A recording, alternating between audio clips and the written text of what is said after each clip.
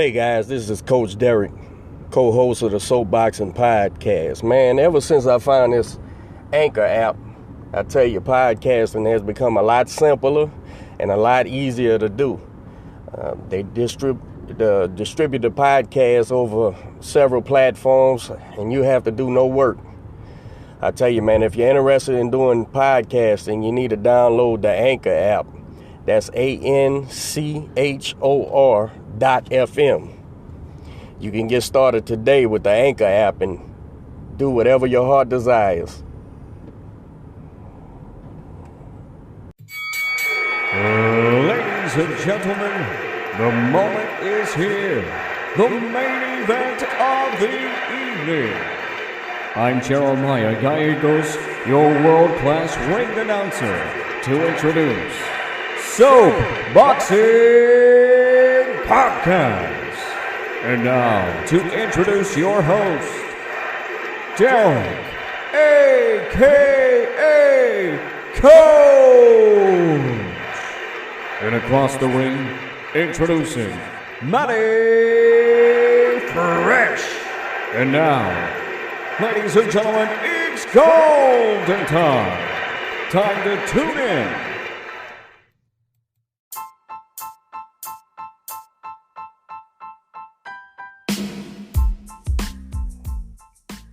Hey guys, this is Coach Derek. I want to give a shout out to our new sponsor, Pueblo Boxing. Y'all be sure to check out Pueblo Boxing. They have unique and high quality boxing gear and novelty gifts. You can find the gear at soloboxing.com. That's SOLO boxing.com. Check it out, man. They do quality work.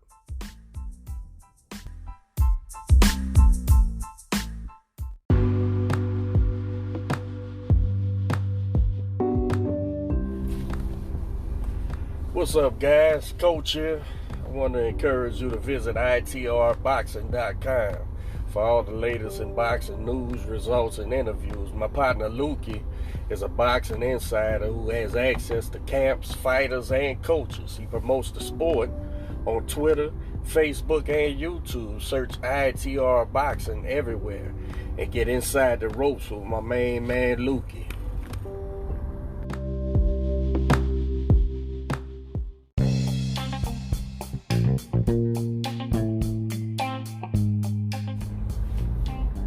What's going on, guys? Coach Derek here. I wanted to invite y'all to check out In the Ring with Christine, a podcast hosted by cut woman, media personality, and Olympic boxing coach Christine Lopez. In the Ring with Christine can be found on YouTube, Facebook, and Pottertron Network. It includes Women Crushing It Wednesdays, an all-women's panel discussing the previous week in boxing. Please like, subscribe, follow, and share. In the Ring with Christine.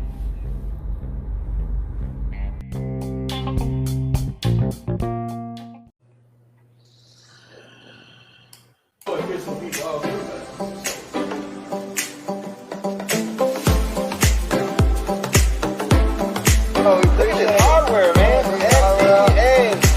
SDAABO. Got the Latin American camera. Some trainers say, and some fighters say, "Well, I don't watch videos of the guy fighting. I let the coach watch it." This, hey, man. Guys, one thing we know for sure about Wilder, he hit you clean.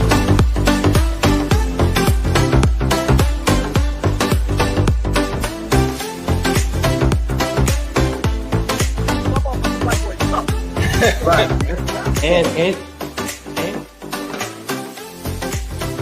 this woman whooped the whole world twice. The whole world. What's going on? Good morning. It is another wonderful Saturday. And I think it's the first time we started before 9. Yeah, man. Good deal. Well, YouTube, Facebook. It's another episode of Soapboxing Podcast. It's your boy Fresh along with the Grand Poobah of. That's the Grand Poobah pugilism. Who's our special guest today, Coach? We got my man Samuel Arnold. He's out of St. Louis, out of Dallas by way of St. Louis. I said that right? Yes, sir. 154 pounds. Yep. Well, welcome to the show, man. Yeah, thanks for having me. Several-time national champion. How many fights you got right now as a professional? 2. Having my third one this month on the 25th in New York. Oh, okay. So, You know your opponent yet? I'm not sure, but I think I got the same opponent that I was gonna fight when I was supposed to fight in Dallas on the 20th, but I'm gonna go check today. Nice. That's what's up. We got a lot of boxing to talk about, man. We got the Olympics. We got a lot of news in the Olympics. A lot of friends of the show doing well. We talk about Canelo. We got to talk about Spence and Pac. We got a lot to talk about, man. What we're gonna start off on? Man, I don't know, man. Keyshawn and them fight today, huh? It's gonna be the gold medal fight today. It's today. I should know this. Yeah, I think today at like prime time or something, man. Look up the schedule, man. Let me check it out real quick. 154 pounds, Sam. You in a hell of a division, man. Yes, sir. I always say that's the deepest division in the game right now, man. And I mean that because I think all the top dogs are so evenly matched, man. It's the title wouldn't be exchanging hands so much if it wasn't like that, you know? Yeah, it's one of them divisions where it's a lot of good dudes, but they just don't have like the big names, so they ain't gonna get the notoriety of like the 147 or something like that. But it's definitely a real dangerous division. Well, I think 154 has always been pretty dominant. 147 is really what's been hot these last couple of years. What do you think? Yeah. I think 154 is more dangerous for real to me. Welterweight been a glamour division since it existed, man. Since Ray Robinson was a welterweight. But this 154 pounds, I think, since the 80s, I guess, I realized that they had that division, but it's so evenly contested right now that it's really just a failure on a promoter's part that those guys ain't household names because anybody who watches boxing for the pure spectacle of it, or if you're an insider, man, that's what you want. You want a division where the top 10 can beat anybody in the top 10 can beat the other guy. Yeah. All their weaknesses and strengths is opposing each other, man. So it's no reason that those guys shouldn't be just as big as anybody in boxing, man. And they fighting each other, so even more reason that it should be more household names at 54, man. That's just crazy to me because like even that Castano kid, man, look what he just did, man. That shit is bananas, bro.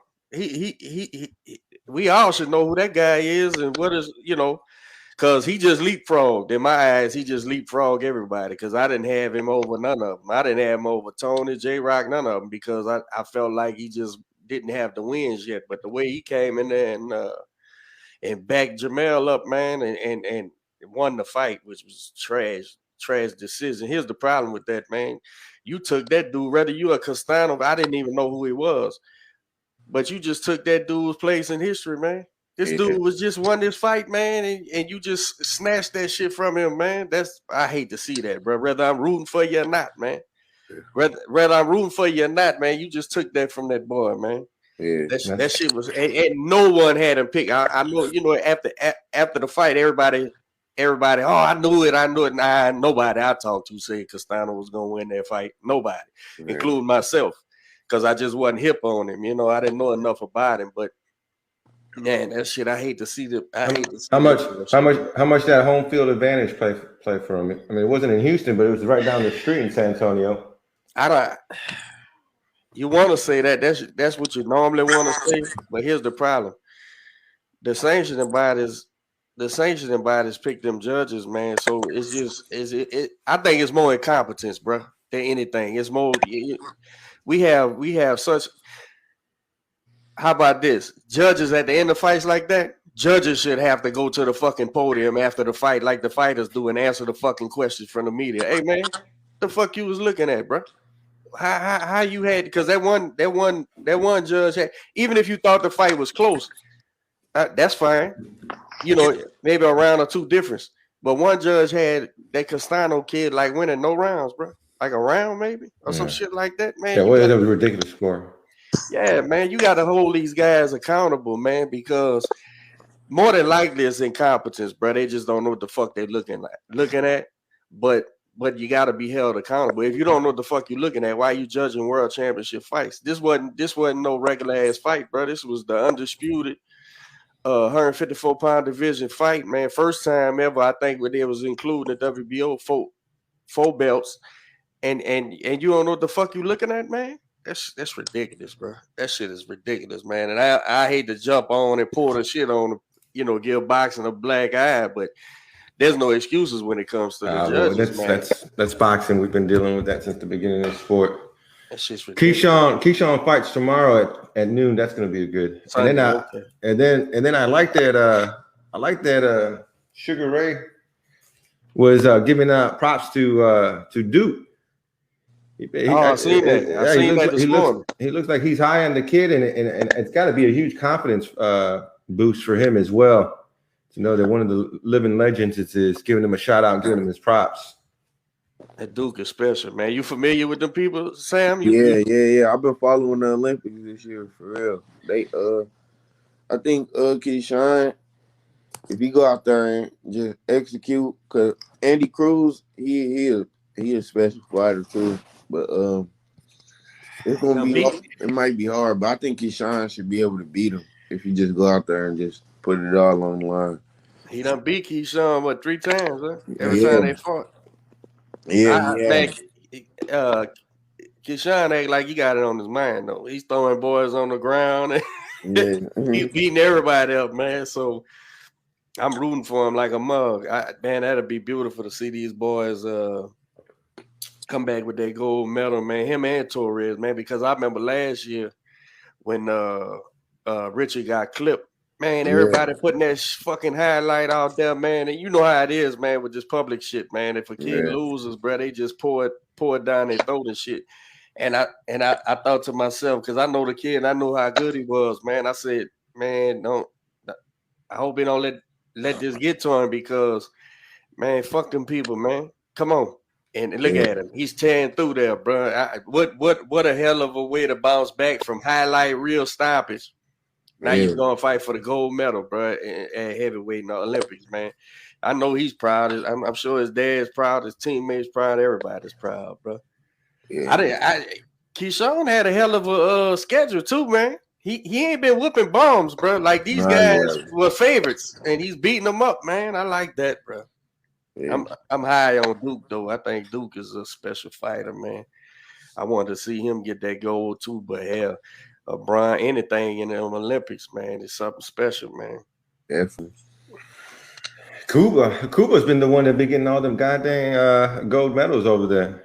They have three golds and a bronze. We got what y'all think about that? One bronze and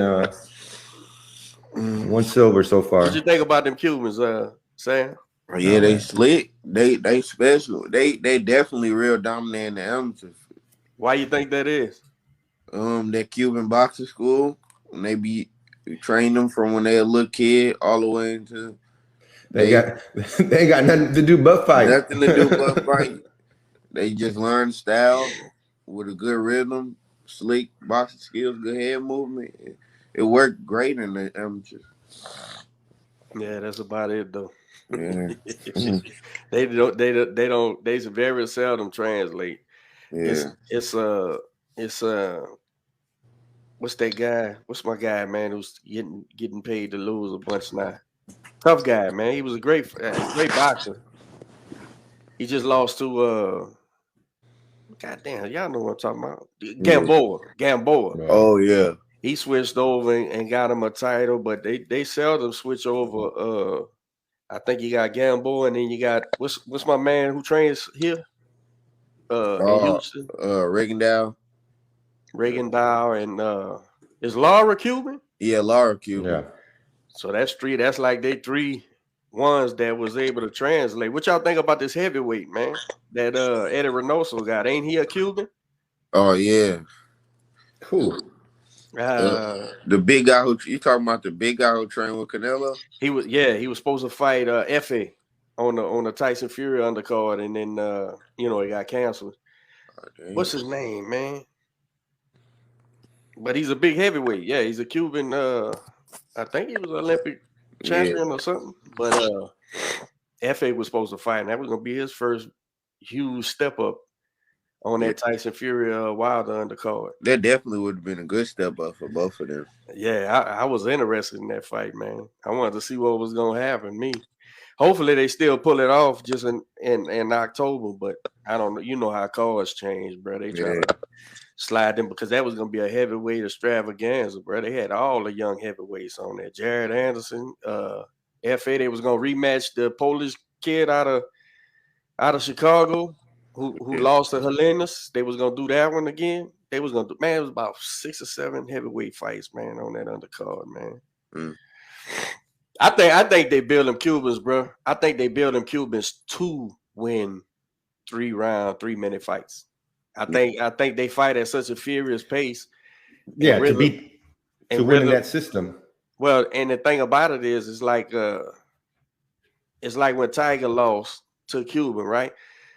So I'm looking at the fight, and I'm seeing no crying over spilled milk. We see the judge. You see how they score the shit. But like I'm looking, I'm like, man, okay, you didn't give Tiger either one of these first rounds, which he could have won both of them. I said, but everybody and their mama know the Cubans don't start no shit to that third round. So their whole key is like they come in there and they move their feet, they throw some combinations a little bit, but they're not trying to engage in 1 and 2. They trying to set a pace that you trying to keep up with. And then by the time in that third round, now they come out fighting. So if you bust your nut in that 1 and 2 in the third round, bro, they come in a fight. So you better have some gas. And it seems like it's not no. They don't hide their shit. That's what they do. 1 and 2. If they get 1 or 2, they fine because they coming hard in that third round. They coming hard for the third round. So, man, when it seemed like every fight, bro, they ain't giving they might give us one of the rounds, but in that third round with the Cubans, man, they train for that shit, man. They train to go balls to the wall in the third round. So we got to know that as a team, we got to know that instead of what it seems like to me is we try to fight like them rather than to disrupt them. Like we fight to do the same shit. And you carbon copy ain't gonna never be as good as the original, man. Go out there and whoop that boy, man. But seemed like Troy did that shit to me. Seemed like he went forward and was punching the shit out of his guys, and they took that from him too. It's frustrating, man, the Olympics, man. It's frustrating for me anyway. Maybe I just don't know enough. I don't know. But that should be getting me, man. But them Cubans got that system down pack, and it's like they trained just for that. We're going to come in here, we're going to split the first 2, right? Unless their rhythm gives you problems in both of them, but we're going to split them first 2 and come hard in the third. So if you ain't got no gas left, they just going to seal the deal, man. That's that international boxing. Yeah, man. So you got your fight coming up in November, huh? August. Oh, August. Okay. Yes, sir. I was looking at your box rep coming up still though. Okay, that's what I was looking at, and that's in Dallas. So you got 3 fights coming up, huh? Yeah, probably. I'm 2-0. I'll probably be 6-0 or 5-0 by the time the year over. And how's camp coming along? Good. Train hard. I had just went to Atlanta for my sister's birthday, so I took a few days off because I was supposed to fight on August. Thank you. I was supposed to fight like a week earlier than what I'm fighting now, so I just took about a few days off because I've been training so hard. But now I'm back in Dallas training hard, feeling good. How's your sparring coming along? Good. I've been sparring super good. Super good compared to my other camps. And this year in general, I'm really starting to get back in my groove. I learned some new tricks and trying some new things. It's been going good though, like really. Man, you're 18 years old, huh? When was the first time you put on some gloves?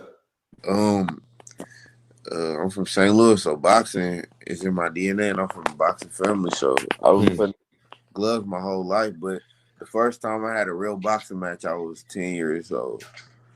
10. Yes, sir. I said the other day we was at the gym and I said something about how Missouri came up. I can't remember, but I said, yeah, man, fucking kids from the Midwest, man. And my partner said, yeah, man, every time we in ringside or something, man, and we fight somebody out of them, fuck. Yeah, definitely. It's a lot of it's a real rich boxing back then.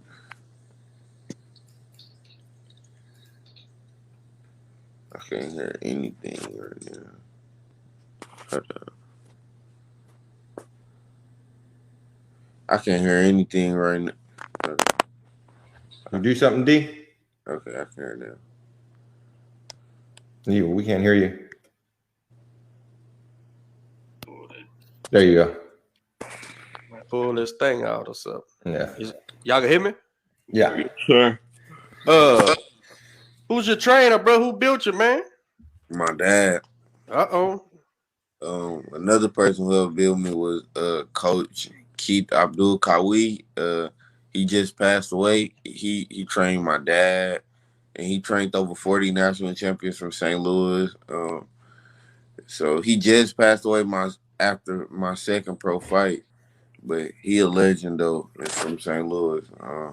He had caught COVID while he was down here in camp with me, but he was already sick and some other stuff. But at least he got to see me turn pro from like a 5-year-old kid, And Yeah, but my dad, Coach Keith, and Coach Dewey Cooper. I work with Coach Dewey Cooper too, from Las Vegas. I've been working with him since I was about 14. Whenever I go to Vegas, I go train with him. I was supposed to fight in July. I stayed at his house and trained for the fight. Everything for like a week or two. But my dad, he my coach. My dad, I work with Kenny Porter. I work with Coach Mustafa in Atlanta. But my dad, he my coach though. How y'all end up in Dallas, bro? How y'all end up in Dallas? We got a cousin out here that we used to come visit and stuff, and we liked it. But St. Louis not really a place where you want to grow up and raise a family. So Dallas, only 10 hours away, and it's center kind of like the country. So we ended up here, a good place. My mom found a job here. Like her job moved her here. Plus, it's just a good place to live. It's super good. I love Dallas. You know Dallas? How old were you when you moved out here? My dad, he moved here before us. I was probably like 10, 9, 10, something like Oh, that. okay. Well, y'all been there then. Yeah. Y'all been there. Oh, okay. But we always go back to St. Louis. We always used to go back to St. Louis. Always. For like periods. Like me and my brother would go back or something like that. He ever bring y'all down here, bro? Y'all ever come to Houston to spar? Yeah, I used to come there often, but now that I've been pro, I've kind of been sparring like privately. But I will come. I am planning on coming to spar again soon, though. Yeah, last time I came was like November last year or something. Yeah. I'm good working. Yeah, man. Especially your weight, man. Definitely. Yeah. I don't know, man. That Dallas shit, they fighting out of Dallas too, though, man. You ever go around? You ever go by Derrick James and them or what? Yeah, I worked with them. I worked hit the miss with Coach. They invited me to the gym, but they know exactly who I am. I know who they are. Me and Earl Spence, I've been knowing Earl Spence since I was about 13. Mm-hmm. Yeah, from him coming around, talking. Earl Spence know who I am. Real familiar with everybody, Being on the boxes, you ain't gonna meet him. And he like neighbors with my cousin. So, yeah, I've been knowing Earl Spence. What you think about that fight, man? Him and Pac-Man. I want him to win, but Well, that didn't sound confident at all, man. Pac-Man, that's a weird style for him. They both southpaw. It'd be harder. People be like, "Oh, you got the height advantage," but it really be harder whenever you fighting a guy that's so small. It's simpler to fight an orthodox, taller dude. You know, it's right there. But a small southpaw dude that got all these angles and speed, it's kind of harder to control him. Awkward in every way. Yeah, I think it's a good fight for Spence. I want him to win too. I just think Pac-Man might pull this out. I think the greater story might be for him. And I'm kind of worried too. I seen a picture of Spence. Let me share it real quick. Have you seen him lately? No. I think he in LA right now. He look a little dehydrated. What do you think? That's because he's a big ass boy. Yeah, and that's so going in there with Pac-Man and having the power that Pac-Man has. So we'll see. It's going to be a great fight. I know we talked. Pac-Man ain't got no power, bro. What the fuck you talking about, man? I think he rocks the shit out of Spence in around the 6 in the middle of the fight. Yeah, man. Okay. So we'll see. Power. What you think? I think Earl Spence should just be able to pull it off, but Pacquiao. I don't think Pacquiao can dominate him though. He's not gonna let him dominate him. It'll probably be a tough win for him or a draw or something, but I don't think Pacquiao going to just dominate him because he faded in the Thurman fight. That's what a lot of people don't know when he start getting hit to the body, but we'll see. It's a tough fight though, 50-50 for me. Far too much, man, for that little bitty dude, bro. Yeah. Far too much, man. This is the thing. Pac-Man was able to eclipse all that shit in his prime. I mean, we all know that. He was able to get by size and all that shit, man. 42, 43 years old. Good Lord. Boy, you suffer with sinus like me, man. I'm over here struggling to breathe too. Yeah, I got sick in Atlanta. Just got a little cold, but I'm recovering now. I feel great now that I'm back. All bullshit aside, Fresh. What you think? You know Earl's gonna go to that body. You know he's gonna go to the body. He goes to the body against everybody. And so, I mean, unless you just feel Pac-Man, because the way he'll stop somebody, of course, is he hits you and you don't see it coming. He's gonna catch him. Right. But man, to not see Earl just keep his hands up and just come throwing fucking 2 shots, 3 shots at a time to the body, up to the body, man, this is really I think this is what we got to give the Pac-Man the most props on. To me, is like, man, this motherfucker's he don't give a shit, bro. He wants to fight the best, and that's what he's doing, man. That shit is crazy to me, bro, because in your twilight, I mean, this would be a hell of a lesson. Maybe he don't believe he's slipping as bad, because I seen what Squirm saying, man. Thurman was getting him towards the end, and he walked into something, got the little knockdown, but Pac-Man faded after 6 bad, bro. Bad in there with Thurman. So with a guy like Spence, man, chopping that body, he ain't gonna stop chopping that body. He's gonna hit that body from round 1 to, as long as it lasts, man. So he's either gonna learn this fight, okay, I'm done, or pull out a miracle, like you saying. Pull out a miracle and just who the fuck he knocked out? Who was the last guy he knocked out, bro?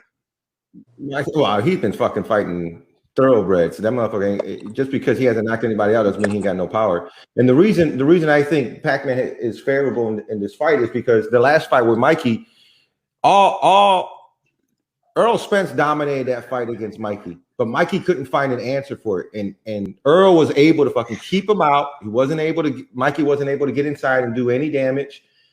I don't think he's going to be as successful as keeping Pac-Man away from him like he was against Mikey. I think Pac is just a lot faster, a lot stronger. He's more elusive. He's going to work that ring, and if he catches him, I think he's going to hurt him. Now, am I saying that Earl can't win? No, I love the fact that he took this fight because if it just feeds into his legacy. He's taking the big fights. When he took that Mikey fight, everyone thought that was a dangerous fight. Everyone thought that it was a 50-50 fight, and he dominated. Now he's fighting Pac-Man. He's not walking shying away from fights. He wants this fight against Terrence Crawford, and he's showing that he's willing to fight the tough fights. So it's you think Pac-Man is stronger? You think Pac-Man is stronger and hits harder than Mikey Garcia? I'm saying I didn't say that. I said he's faster and more elusive than Mikey for sure. Mikey was fighting on his back foot. You're always supposed to fight on your back foot. Well, I'm saying Spence was walking him down the whole fight. He ain't gonna do that against Manny. Well, I think we only seen Pacquiao go into cruise control once and not try to win. And that's what Mikey did. Decide not to get hurt. We seen Pac-Man do that too before. So I don't know, bro. He don't hit harder than he's more elusive and awkward than Mikey Garcia, surely. Yeah. And in the end, he got way more legacy, all that shit. But I don't see it 50-50 swearing at all, bro. I don't see it 50-50 at all. I see it as I can't even give Pacquiao a puncher's chance because he ain't a puncher to me. So I don't know, bro. I don't know. His awkwardness is just gonna have to get. You know what's gonna have to do? His awkwardness, and with the fact that Earl fights right-handed fighters most of the time, like he does, his awkwardness of being a southpaw is gonna have to give him a problem or something, man. Because I just, how the fuck do you outbox that dude? How is he gonna outbox him, man?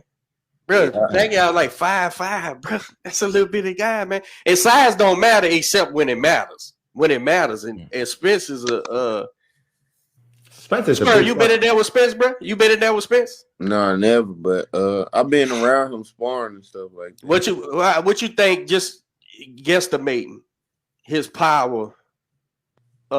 As far as thudding power, I ain't even talking about one punch knockout power with him either. I'm just talking about just how he attacks that body and you know hits that heavy bag and shit. What would you say? He's a powerful puncher or not? He's a strong dude. Yeah, definitely. I seen him and Charlo spar each other. Yeah, and them Charlo boys is big, bro. They big boys and strong, man. So. Strong.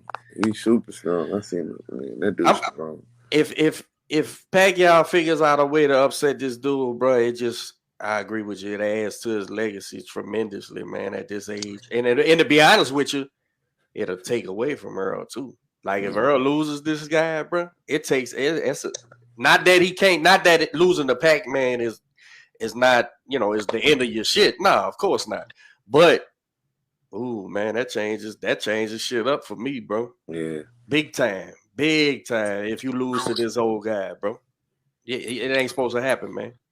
And I think Derrick James, bro, is too smart for that, man. So boxing wise, he's not gonna do y'all see Derrick James saying, all right, Earl, we gonna just walk through the Pac-Man. This is our game plan. We just gonna beat him up. I don't see that shit at all. I think he's gonna pull a Mikey, like you said, like he didn't just try to go wreck Mikey. Even though he was saying Mikey is too little for him and all that shit, he didn't go in there trying to walk through Mikey. He fucking box, and made Mikey see you can't win, bro. And because after about the third round, Mikey was like, fuck it. I'm gonna just not get knocked out. So I don't know, bro. I'm interested in this fight. I'm more interested in this fight than any Pacquiao fight probably before because of the stakes are so high for him, man. So my conspiracy theory for Earl is this, and I have no basis for it. It's just my mind. I think that Earl that wreck affected him a lot more than it did, and he's trying to get every payday that he could, and his camp might be trying to not get him to fight, but he's trying to get paid before he gets exposed. Like I said, there's no basis for it. It's a complete fucking theory that I made up in my mind. I could be 1,000% wrong. I probably am. I'm 99% sure that I'm wrong, but it's fun to think about. That's what confuses me. What confuses me is this. No, seriously. Like, I was big time worried about that going into the Garcia fight. Danny Garcia. I was big. And to me, nobody was putting enough emphasis on the fact of that car wreck. But now that I seen Danny Garcia punching on him and it didn't fucking man, I ain't worried about that shit with Pacquiao, bro. Fuck no, man. This is a little bitty dude, bro. Unless now it should have affected him. I don't know how it did. It should have affected him. It should have shorted his career and all that shit. But look what he did with Danny Garcia, man. Danny Garcia hit him on the button a few times, bro, and made up his mind that fuck this. I'm just gonna not get knocked out. Hey, man, I'm seeing more people talk about the wreck now with Pac-Man than they were his initial fight after the car accident, which I was even more subject to think what you was saying, what you just not saying. Remember, I was saying, I was like, man, they just trying to fucking get some money or whatever because how can he be normal again? How can he be regular after that? And then he goes in there and shares like new money, man. So I don't know, bro. I don't know. That shit have affected him a lot more than what it did to me in his performance, but it didn't. Did he lose some rounds? Did he lose rounds against Danny Garcia? No, not at all. He dominated that from bell to bell. It was a boxing clinic. Yeah, man. How the fuck you do that? That dude was almost dead, bro. 6 months before that, man. Earl Spence is special, bro. Earl Spence is a special fucking guy, bro. And I'm not the biggest Earl Spence fan. I'm not. Y'all ain't been hearing me scream Earl Spence for the last 5 years. Matter of fact, he proves me wrong at every stop of the game. He proves me wrong. So now I'm not doubting this motherfucker. This fucking kid's crazy, bro. He don't give a shit. And I expect him to get in there with Pacquiao, bro, and whoop him. That's what I expect him to do, man. So we'll see. I know a lot of Pacquiao fans, bro. They think he got enough, man. I just don't see it, man. I just don't see it. When is it? I'll fully admit it if he gets in there and wins. October, huh? Yeah. Or is it closer? Square, when they fighting, you know? It's like a couple weeks, huh? Look how skinny he looked in that picture. So he's making weight and shit. That worries me. He always looks skinny like that, though, bro. He's a big dude, bro. He's a thick ass dude, bro. He ain't that tall, but he's a thick dude, man. He always looks gaunt like that, man. Let me ask y'all this: if Earl wins this fight, you think we gonna get that Bud fight or what? Yeah. That's what I meant earlier. Was it sets him up because. You know that he could run with that and tell people, hey, I'm fighting the motherfuckers. What are you doing? I want to fight the best. So, Sam, who's the top dog 54 in your eyes, man? I think Charlo just had an off night for real. I think because the people that he beat to get to this point, he still is. I think if Castano I don't think Castano actually on his level for real. I think he just had an off night. Like, and he just was too, like, he just made a few mistakes, like standing on the ropes too much, or just rely on one punch knockout power and stuff like that. But I think he really way like light years ahead of Castano. I've been around Castano. I've seen him train in the gym. Charlo too. I think Charlo the top dog for real. I thought they get the rematch. I thought it was a technical error too. I thought he had an off night, and I thought that if they fight again, Jamel will get him because to me, it appeared to me he had the wrong sparring and everything. Like they got ready for the wrong type of fight because it was tactical errors to me that I was seeing, and that, again, that's why I hated that they took it from that kid because he might not if they run it back, he might not. You know what I'm saying? Might not even be competitive by the time Jamel gets ready for that style of fight. You know, so I'm with you on that. I thought not so much that Jamel had an off night as much as he just didn't get ready for that fight. They didn't see that fight coming. I don't think nobody seen Castano coming forward. And so Jamel was looking for a guy that was going to go away.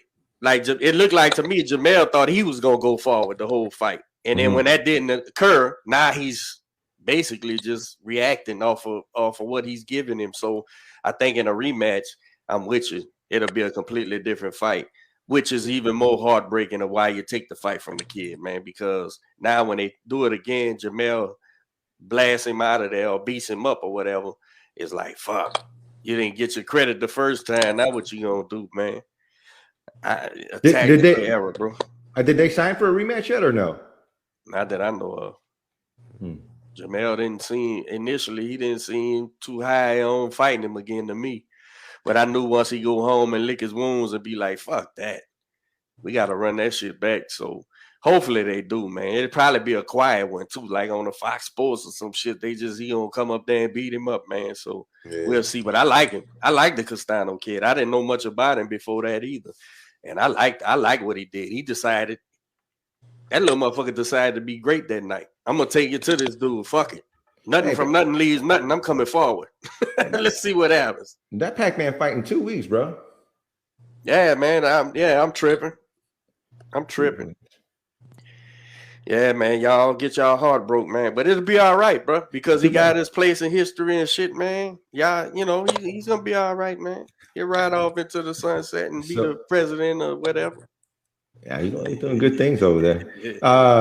It's too bad we don't have a fucking fight set up for September. The fuck is going on? Well, Valdez is fighting in September, but Grand Champ Who's he over fighting? there. Who's he fighting? Who's he fighting? Shit, I just had it up. Some bruh. You know my English not that good. I can't even say that fucking name. Conchico? I know who it is. I seen the flyer for it. Yeah, I didn't know Conchito. Who that was though. He's a Brazilian dude. Conchica. I don't know what the fuck that is, bro. I could barely say Smith correctly. What was that word you were fucking with me the other day? He relevant. Instead of relevant. Man, you know what I'm saying? It's relevant. What? Relevant. And I'm a no-talking motherfucker, man. So what's going on with fucking Canelo? How come he ain't fighting in September, man? What you mean? What I mean? The great September is known for you don't know why he ain't fighting? I mean, I know why why it happened. But why didn't it happen? Why can't we make a fight for him? It's 3 years in a row this motherfucker ain't fought in the Mexican Independence Day. We gotta wait till November. November, I think they said. I would have thought they pulled in Bivol for the salvage that day, but I guess they couldn't come to agreement there either. Reynosa said Triple G, Plant, and how do you say that guy's name that you just said? Bivol. Yeah, Bivol are possible opponents for November. So we'll see. It's sad when a guy is a free agent and they still ain't getting the fights made. I don't know, man. You in this thing. You in this thing as a fighting man, bro. Sam, you say you've been fighting since 10 years old, huh? Yes, sir. All right. So let's just say tomorrow you wake up, you 15-0, right? And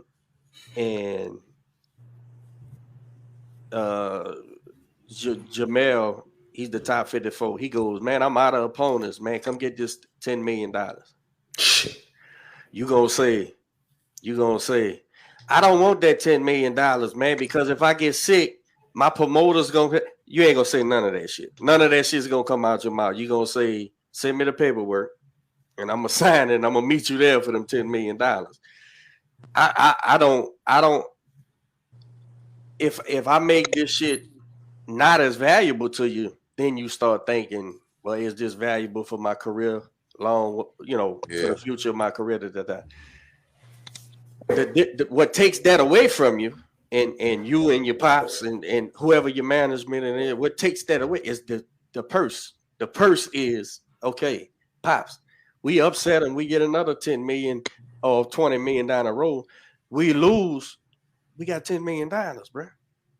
Right? So, and then I'm still a young man. I still fight. I don't understand how anything gets in the way of that other than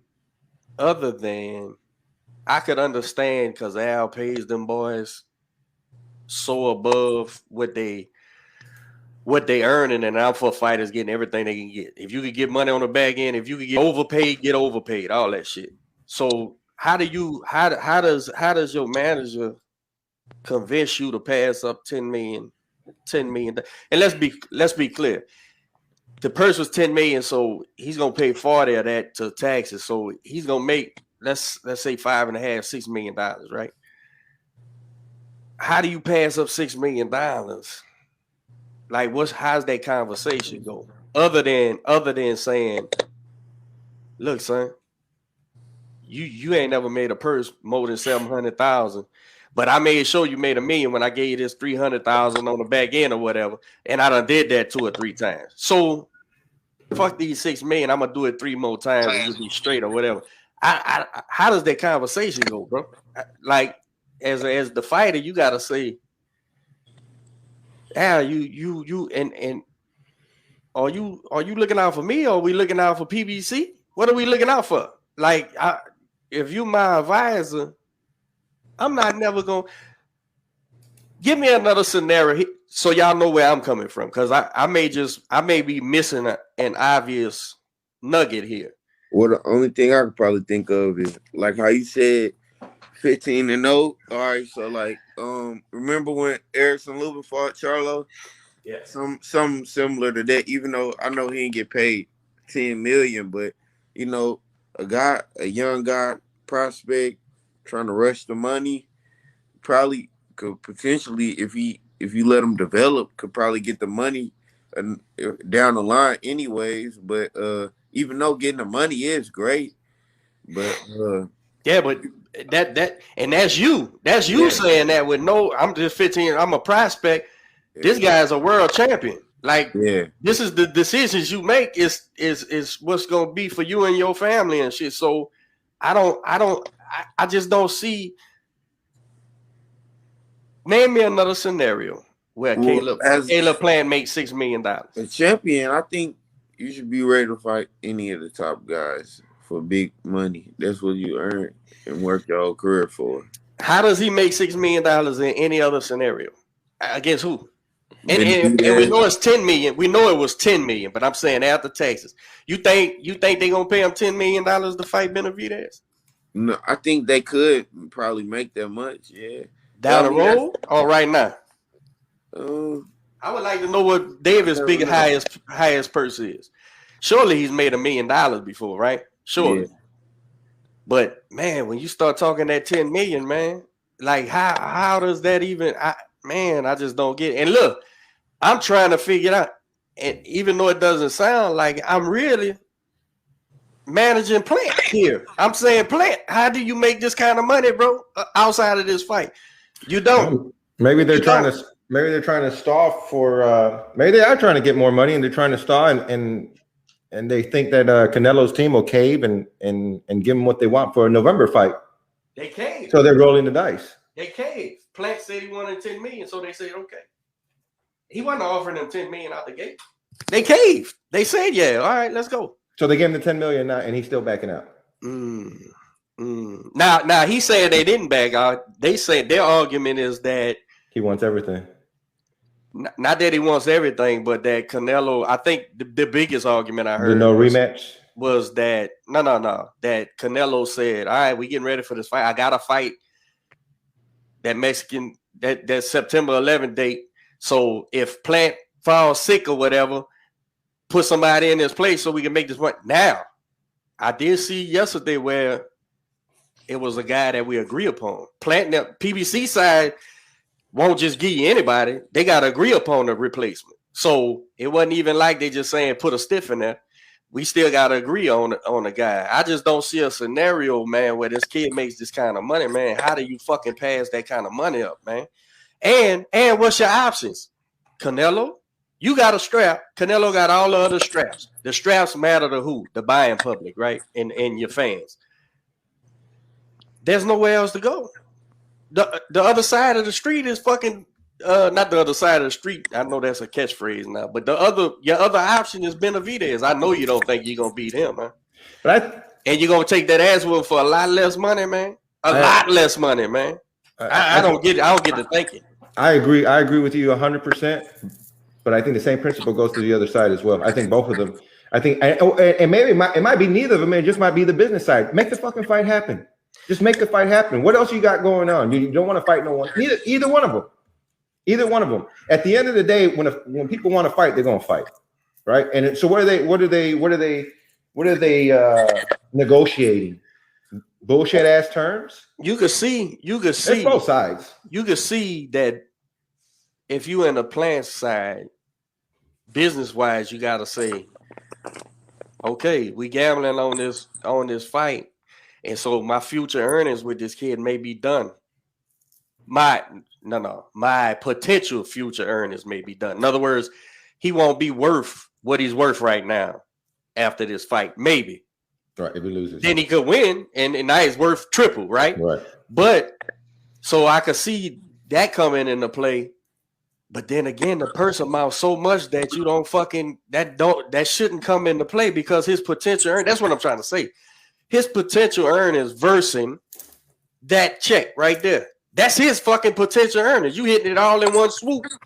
And if he fucking wins, now you got a triple now. Now you don't even got a ceiling now because you done beat Canelo. You done knocked Canelo off. So I don't get to thinking, man. It's really. But Canelo's leaving money on the table too. That's like me saying, I don't want to do. I'm not gonna. Someone reaches out to me and says, "Hey, I want you to do this event for us. It's for 1,000 people, and I'm going to pay you to keep the number even, $10 a person." Well, all right. Well, that's $10,000. And then they call me back and they say, "Hey, well, listen, you know what? I had 100 people fall off. I had 200 people fall off. I can't do it no more, so we're going to do it. We'll do it for 800 people."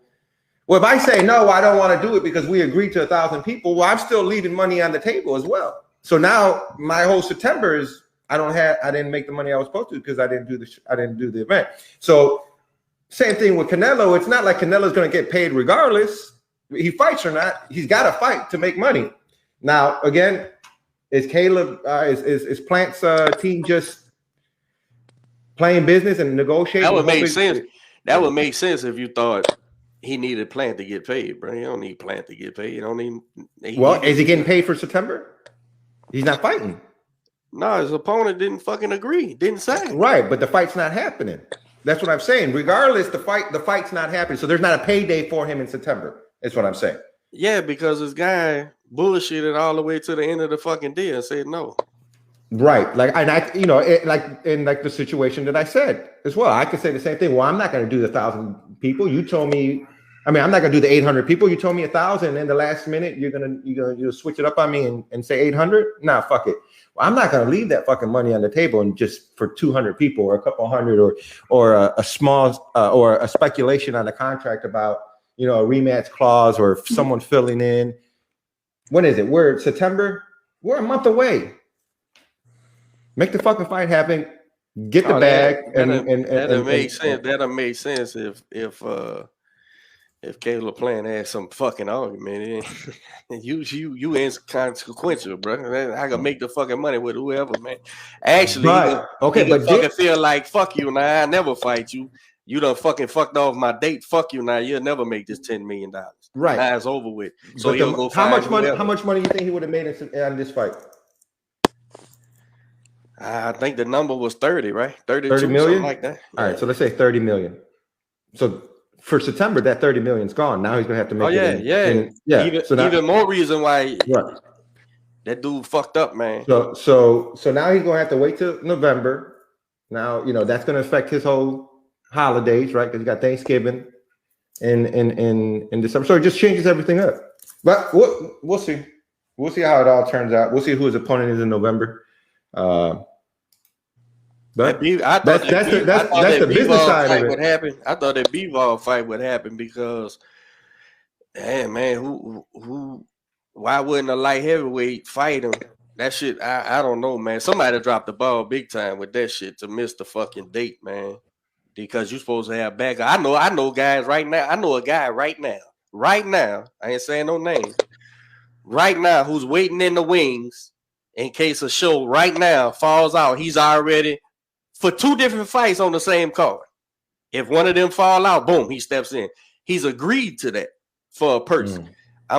So the fact that they didn't have those type of things in place for Canelo could be the business people just saying, ain't no fucking way this kid's gonna pass up $10 million any fucking way. It don't matter what he's talking about. So we don't need a second. We don't need a backup. But so shit, they was wrong. They was wrong like a motherfucker. What is it? Is incompetence like you said earlier? Man, well, publicly, I ain't never heard the fact that I don't think Planners no. I didn't think you would ever get in the ring with Canelo. So when they was agreeing to it, I was like, that shit don't make sense. But okay, let's go. And then in the end, he didn't get in the ring with Canelo. So that's my personal opinion. My business opinion says that shit don't make no sense. You're a fighting man, bro. What you doing, bro? So one or two things: incompetence, or he wasn't ever gonna fight him any fucking way. So that's what it is, man. Where you go at 6'8", bro? You a world champion. Where you go at 6'8", man? You had a fight with the guy with everything else at 6'8", man. And the fans who are Caleb Plant fans, I get how you got to explain to yourself why your guy didn't fight him. So you're making it about the late minute replay, bro. That's everything, bro. You think, man?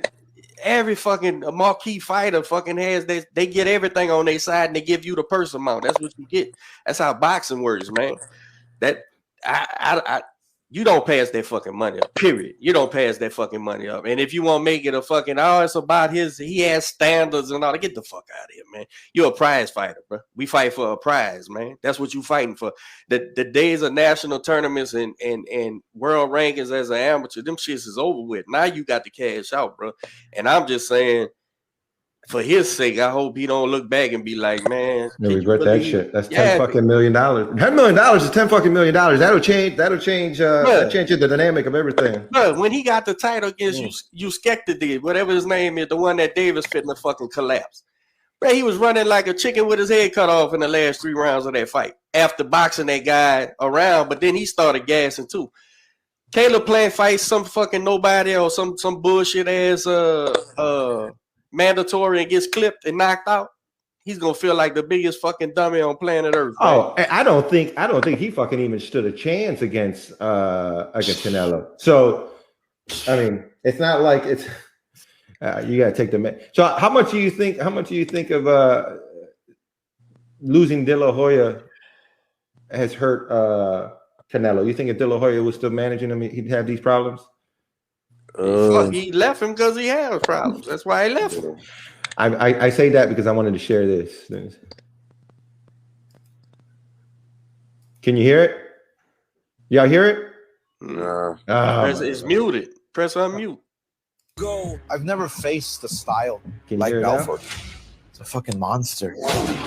Can you hear it? We both understand what it's like to be warriors. I'm ready for war. Let's fucking fight. No pain, no glory. So I guess we are having a great Mexican fight on on September. But here's the thing. You know what? I like fucking De La Hoya's energy. I think if my homeboy was talking the other day, if he would have had this kind of energy versus Tito, it would have been a whole fucking totally different different outcome that night. They fucking schooled Tito. What are you talking about? At that last round, if he didn't fucking finish that fucking fight. You talking about Tito Trinidad? Yeah. It wasn't even a fight. It wasn't even close. Nah. I'm a Tito Trinidad fan, and I can say he did really win that fight. But no, that's what I'm saying. To finish that last fight, that fucking 12th round where he took off. Yeah. They ain't like that style from him. They ain't like that he was moving and boxing like that, so they took it away. But that was the biggest robbery. That shit was embarrassing, man. That That's so funny. Squirm, you a 7-time world, 7-time national champion, right? Yes, sir. Let me tell you something. Tomorrow, if Conor McGregor wanted to get in a boxing ring with you, and he said, I'm gonna give Squirm $10 million, I'm your manager. We taking the fight. Yeah, and you're gonna embarrass that fucking dude. You're gonna embarrass that fucking dude. Yeah, with no problem at all. Listen. I'm a big box. That's all I know is boxing, right? But I'm not gonna sit here and pretend with everybody that these MMA guys got a chance. The same way we don't got a chance over there. So when they selling this bullshit, like when De La Hoya just said all that shit, he's an animal, he's a kid. De La Hoya, you in no fucking trouble unless you have a stroke in the fucking ring because you fucking mixed the dope with the heroin. You not gonna you gonna embarrass this fucking guy. Yeah. That's that now. I'm not saying they shouldn't do it either though. If people pay for it, you should do it, right? Motherfucking Chuck Wepner fought a bear and shit before. Yeah, I'm all for the spectacles, man. But that MMA guys don't box. They come in trying to box people who are boxers.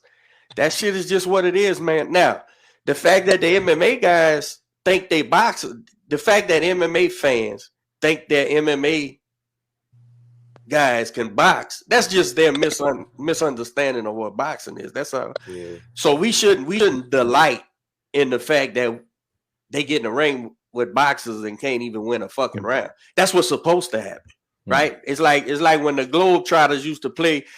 When I was a kid, the Globetrotters used to play the Washington Nationals. I don't know who the fucking the Washington Nationals was, but I don't think they was even a real team.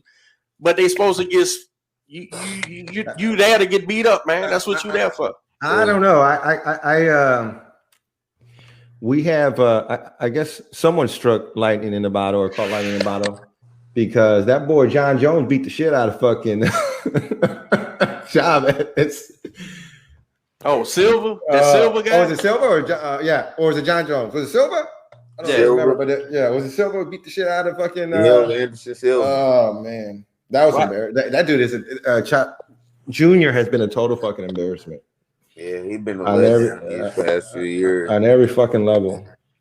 So because the MMA guy in there beat up a mentally ill fucking junkie, now he beat up a boxer man. Get the fuck out of here. Last time I seen Chavez Jr., he was in a dress with his hair dyed blind and shit, roller skating.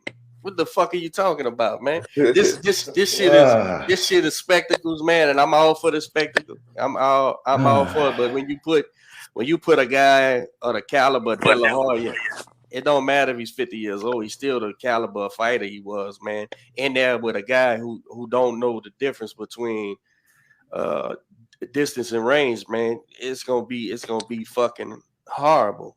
It's gonna be horrible what's gonna happen to that kid. But guess what? Those MMA guys are so fucking tough that they willing to take them ass whippings for that money. He's probably gonna make a purse high. He's probably gonna make $500,000 or some shit. He ain't probably never made $500,000 if you add up all his money ever. So fucking right, I'll fight De La Hoya and he can knock me out, and that's how they think of that shit, man. It is what it is, man. Old De La Hoya, man. I don't like that guy. I used to love De La Hoya when I was younger, man, and the Golden Boy and all that shit, man. Who that guy turned out to be, man, or who he seems to have turned out to be, man. He turns me off, bro. Every time they put a fucking camera in his face, man. But all power to him, man. You making your comeback. I hope you win and they give you a Canelo fight. That's what I'm saying. He's setting up the Canelo fight. The way he talking. Watch what happens with that one. Watch what happens with that one. That's it. Crazy. 2022, September 11th next year. Battle of the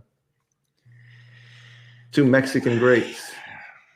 That'll be. Well, Joshua's always also fighting in September too. Usyk. That's gonna be a good fight. Yeah, he sold out. They sold out the whole stadium. I think y'all think that's gonna be competitive. Yeah. I'm telling you, Joshua, he had trouble with dudes that's smaller, like a lot of times people be thinking it'd be harder to fight the big dudes, but actually when you fight a dude that's so small, it'd be kind of hard, especially if you've been fighting a lot of big dudes lately, you know. But I think Joshua have trouble with dudes that's like a little like the short guys like Ruiz and stuff like that. But I think Joshua should be able to beat him though by knockout. It's What pretty y'all got? big. So Joshua by knockout. What you got, Fred? I don't know. It just depends how Joshua comes out fighting. Yeah. But Usyk is southpaw. It's a life fight. Yeah. I don't think Usyk's coming to lose. No. No. You what makes Joshua must see TV for boxing fans is his flaws, right? Like he's liable to get. I think every fight I've seen Joshua fight, he's been wobbled. He's done got clipped. He's done got hurt. But up until Ruiz, he was able to get himself out of it, right? Mm. So can Usyk hurt Joshua? Yeah, of course he can. I really think Usyk ain't no fucking heavyweight though, bro. Like to me, it showed when he fought was it Chisora he fought? Or did he fight Chisora, right? That last fight. And like Chisora's about 6'2", but he's a 250, 60-pound man. He was able to just bulldog. Now he couldn't box with Usyk. Once Usyk was able to get his boxing down, he pretty much ran away with the fight second half. But I think the problem with Usyk is gonna be like once the problem with Usyk is gonna be not sitting down on his punches because he's gonna be defensive. He's gonna be moving them feet and using them awkward angles that's liable to give Joshua problems until it don't give him no problems no more. But I'm leaning towards Joshua with that one too, man. And Joshua was really good for boxing outside of being an Englishman for us, for Americans. You know what I'm saying? That was always Lennox's biggest problem was it took forever for people to jump on Lennox because he was just an Englishman, man. And to Americans, it just don't sound right. You talking that tough shit just don't sound right, bro. But that's just it's not real life. It's just what we not used to, man. But Joshua was an exciting fighter, man. And part of his exciting part of him being exciting, I think, is because he's liable to get hurt, man. He's liable to get wobbled and gotta fight his way back into the fight.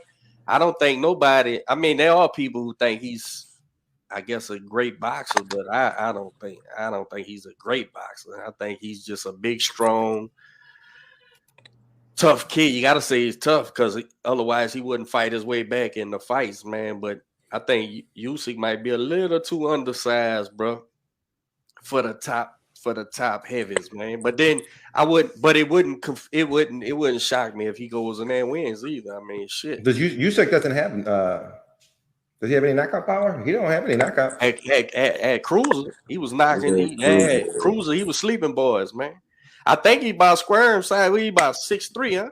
Yeah, about something like that. Yes, sir. About you 6'3"? Yeah, something. Yeah, that's a big ass fucking junior middleweight, man. Yeah. That's you should have known that by the way he done said 3 different times, man. Sometimes fighting the small guys, yeah, they getting up under his big ass, man. Try to get his body and shit, man. You got to fight them off of it.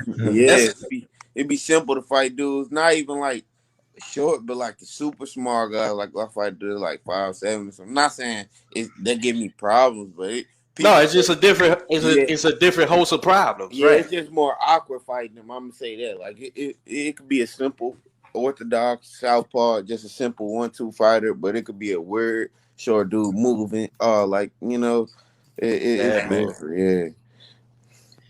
And Usyk might get up under. He might, he has that middle of the hips, awkward Lomachenko style.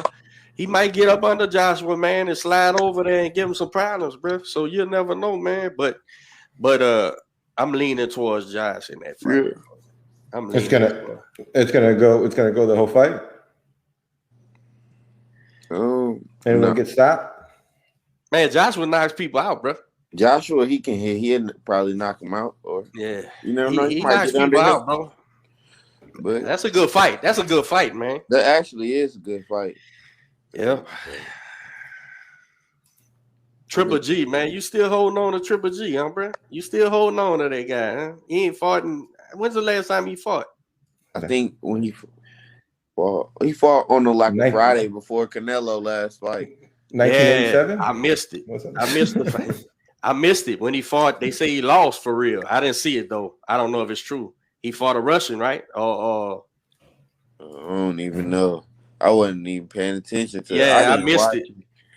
Somebody messaged me like, "Coach, you watching Triple G lose?" I was like, "Nah, man, I probably was playing fucking tic-tac-toe or something, man. I wasn't paying attention to that shit." That he's holding out, I guess, for some Canelo last super payday, but I mean, he got to be active, bro. He ain't no spring. How old is Triple G now? About 39 or something? 38? Shit. Yeah, 39. 39. No, he's not. How old is that dude? He's younger than that? 39. Yeah. Oh shit, he's fucking old.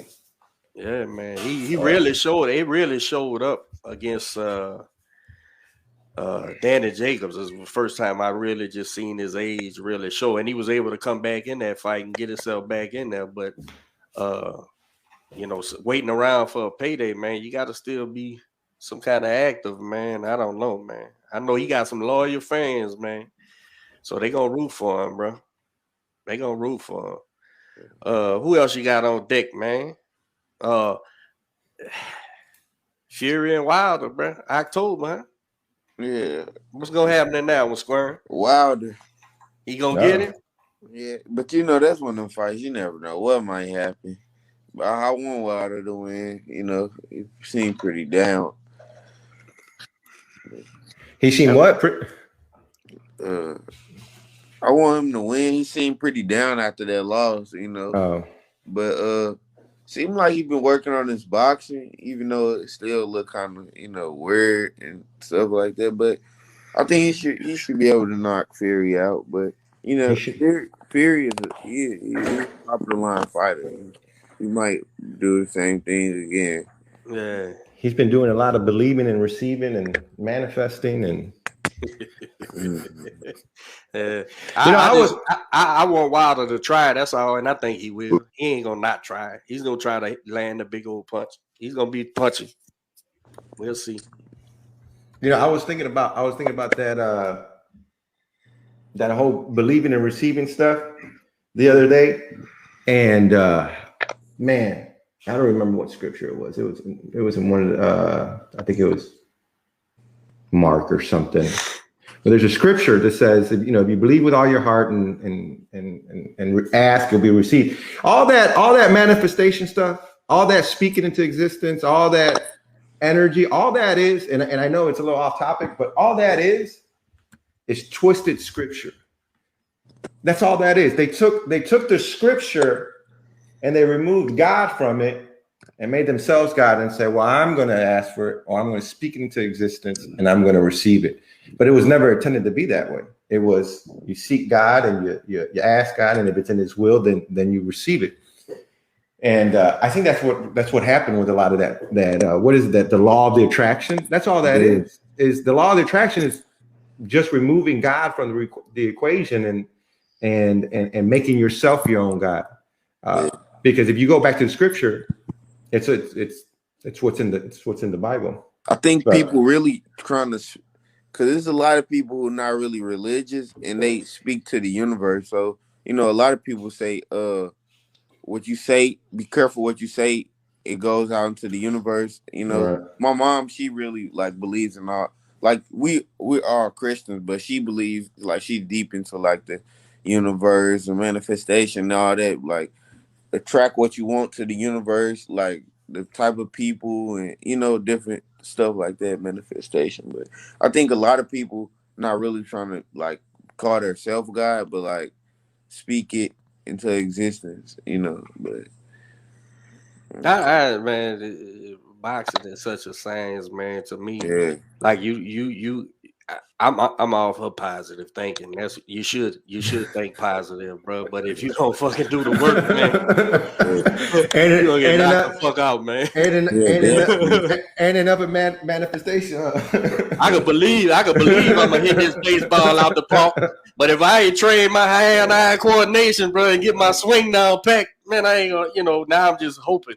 I'm hoping I hit this motherfucker. I'm gonna strike out every time. I might hit one every 100 balls. I might hit one of them motherfuckers, man. But that shit, that's dangerous, man. It's dangerous if that's your basis of what you're doing. In other words, you should think positive. You should think, all right.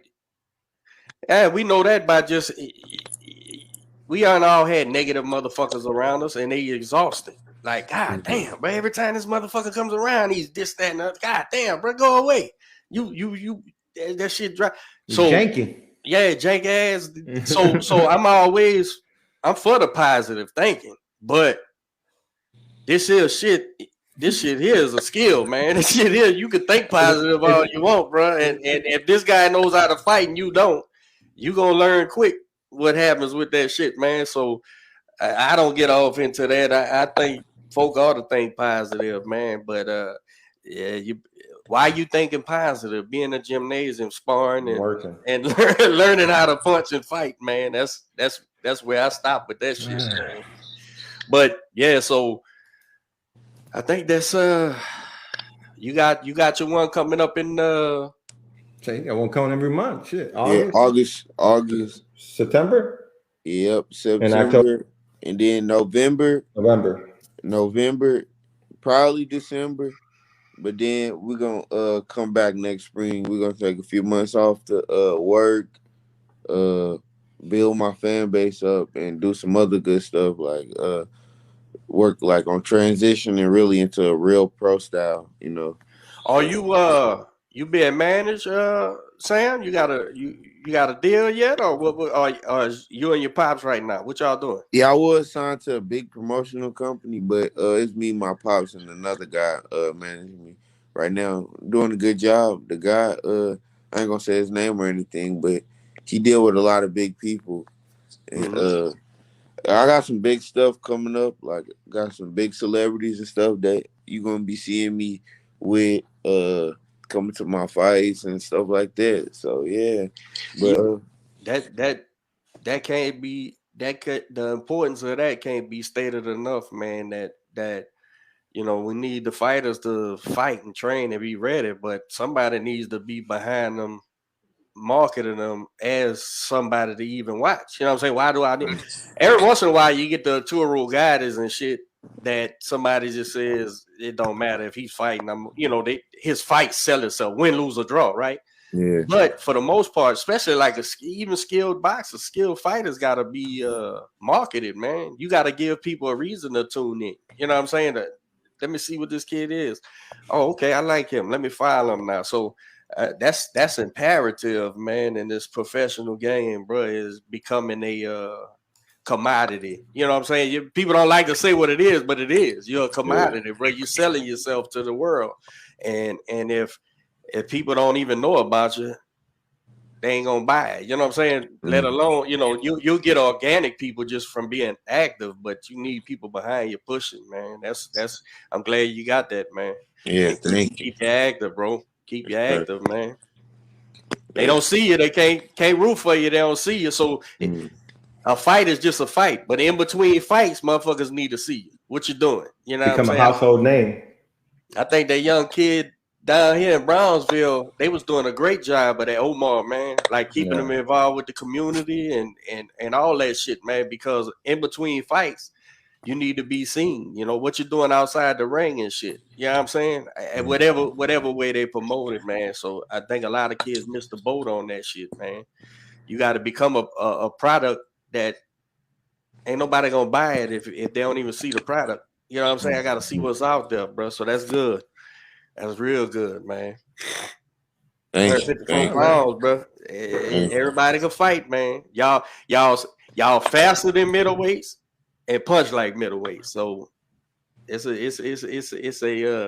it's a glamour division to me as a boxing insider. I love it, man. I love Yeah, 154 pounds, bro. Motherfuckers fast and punch hard, man. Let's do it. And Dallas, shit, you can't, man. You should be. Dallas is popping. Texas boxing been popping for years now. So you yes, in a the lot right of good spot, man. spawn here. A lot of good spawn. A lot of boxing gyms. Give me your top 5 pound for pound fighters, man. All right. Top 5. And no, I ain't gonna put nobody in order. Yeah, no, go ahead. All right. Dang, that's top 5. All right. I know I gotta put Terrence Crawford on there because all the weight class he dominated. Earl Spence got 2 belts. Canelo, of course. I'm not even a Canelo fan at all, but I can't. If he earned his way there, I can't lie.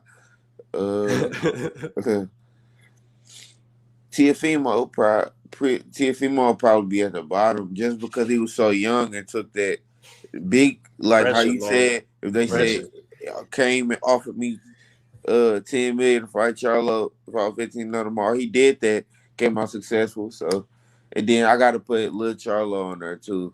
Oh wow. Yeah, because it really not just can't judge him off his last performance, but like all the guys he beat to get every belt, you know, he been beating dudes, even like not even the big name, but like dudes like Bronis, Monte Rosa, stuff like that. Like he been beating good dudes for a long time, so I'll have to put him on there.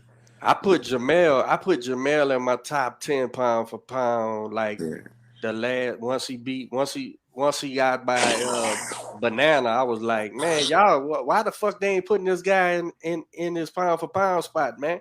He's beating more of the guys in his division with names than anybody. Yeah, and then so 2 fights before this draw, I had him up there. I think this draw done stung him a little bit, but he probably still number 10 for me or whatever. But I thought people was underappreciating what he did. And guys, you know, I like to see what kids do after they lose, bro. Like if you lose and then you come back to the table and clean that shit up like he did with Tony, I'm like, man, this guy's a real fighter, man. I think he was being underappreciated, bro. So I'm with you, man. I ain't got him at 5, but I got him in my top 10 too, where most people wasn't even putting him in their pound for pound, bro. They wasn't. He wasn't even in it, and I'm like, damn, this dude don't beat all these guys, bro. Ain't nobody saying shit about him. What about you? So that's your top 5. Who's your top 3 54 pounders? In the division, man. Any order, it don't matter. Of course, I ain't gonna be up there yet.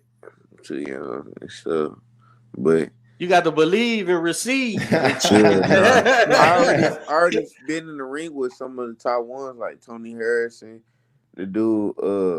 You know the dude we just had a draw with. I sparred him too. Yeah, sparred a lot of good dudes. Sergey. I can't think his last name. He was 19-0 with 19 knockouts, but he just lost to Brendan Adams in Puerto Rico like a few months ago. You know, I've been in the ring with some good dudes, but it's levels to boxing, and I'm still developing into a pro. Right. And the man, but my top 3, I'm gonna throw Castano in there because he did the last fight, but Charlo, Castano, and man, the belt's been getting passed around so much I can't even. Man, who else? I probably had to put Erickson Lubin. I'm about to say Lubin. Because he been on his way back. He been looking good.